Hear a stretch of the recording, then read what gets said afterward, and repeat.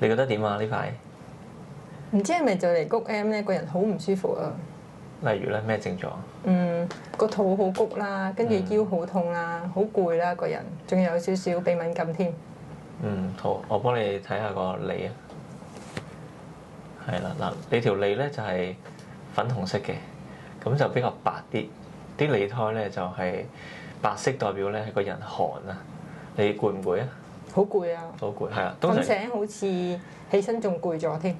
係啦，通常谷 M 前咧就會比較攰啲啦，個濕氣重啲嘅，因為咧女性荷爾蒙下降啦，咁所以咧你會有啲唔慣而產生一種咧水腫狀態嘅，咁個人咧就會瞓醒特別浮腫啊，或者着鞋咧會覺得逼住啊咁樣嘅。係咧，唔怪之咧對鞋覺得好似唔啱咁嘅。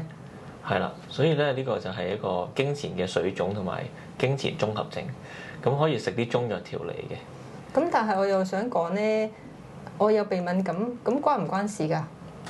咁咧喺經前咧個鼻敏感咧會再嚴重啲嘅，鼻敏感咧即係個肺寒啊，咁喺 M 前咧你嘅氣虛寒型咧會更加嚴重啲嘅，咁就會浮現出嚟啦，仲可能咧會感冒添嘅喎，即係普通就鼻敏感幾日，咁再嚴重啲嘅人咧就會抵抗力下降，直頭會傷風咳咁樣嘅。哦，唔怪之咁似有啲感冒啦。係啊，好似嘅兩個感覺。咁經過咗中藥嘅調理啦，你食一啲溫經散寒嘅藥咧，可以改善到你嘅 M 痛嘅。咁你就可以食少啲止痛藥噶啦。好啊，唔該意思。好。